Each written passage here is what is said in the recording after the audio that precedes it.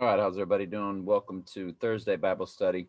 So I went ahead and prepped. I had time to prep. That word was added that we'll go over tonight. That word was added that we'll go over tonight.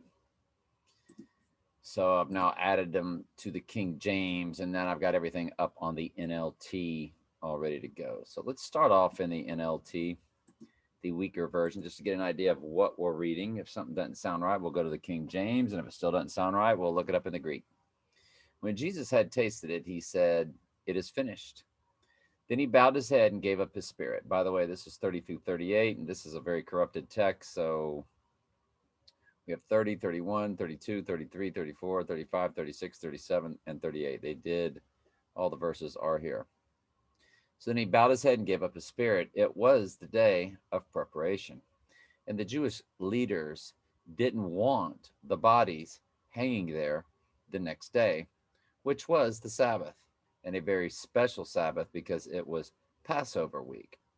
So they asked Pilate to hasten their deaths by ordering that their legs be broken. Then their bodies could be taken down. So the soldiers came and broke the legs of the two men crucified with Jesus. But when they came to Jesus, they saw that he was already dead. So they did not break his legs. One of the soldiers, however, pierced his side with a spear, and immediately blood and water flowed out. This report is from an eyewitness giving accurate account.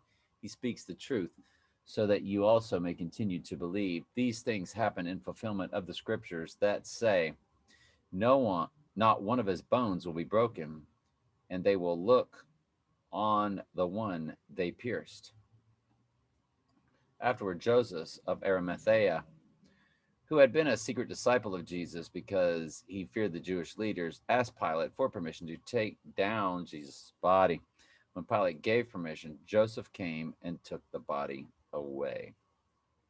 All right, so a very big event, the event, obviously. And again, John just kind of glosses over it compared to the other gospels. And let's go ahead and read it in the King James now.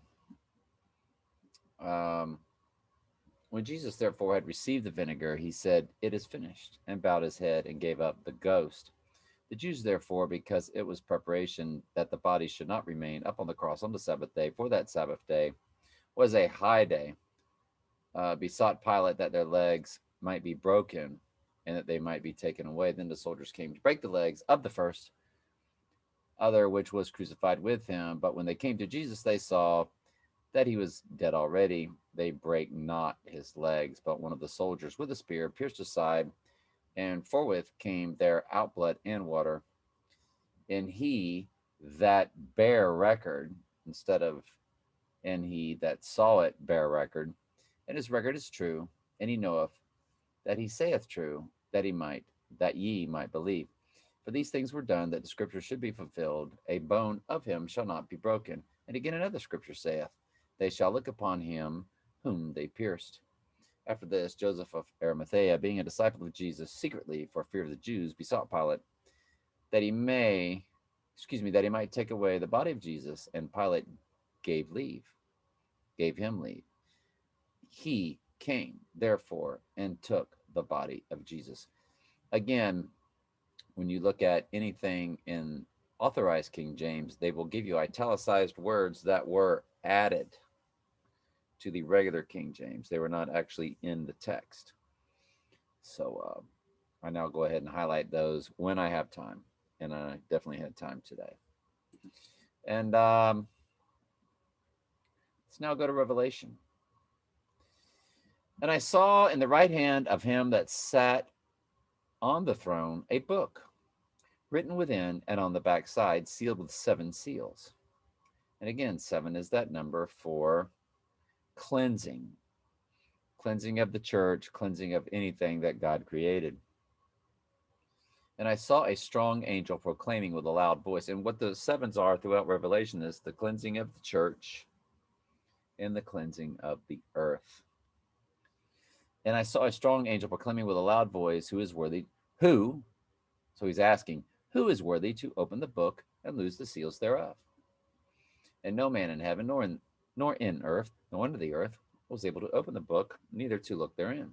And I wept much, because no man was found worthy to open and to read the book, neither to look thereon.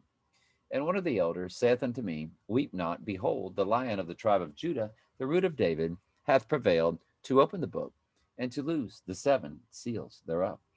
And I beheld, and lo, in the midst of the throne, and of the four beasts, and in the midst of the elders, stood a lamb, as it had been slain, having 7 horns and 7 eyes, which are the 7 spirits of God sent forth into all the earth. And he came and took the book out of the right hand of him that sat upon the throne. And when he had taken the book of the four beasts, and 4 and 20 elders, or 24 elders, fell down before the Lamb, having every one of them harps and a golden vials of odors, which are the prayers of the saints. And they sung a new song, saying, Thou art worthy to take the book and to open the seals thereof, for thou wast slain and hast redeemed us to God by thy blood, which we just read in the book of John. Excellent timing. I love it when it works out like that, don't you? And has redeemed us to God by thy blood out of every kindred and tongue and people and nation. All right. Love y'all very much. Ask questions anytime.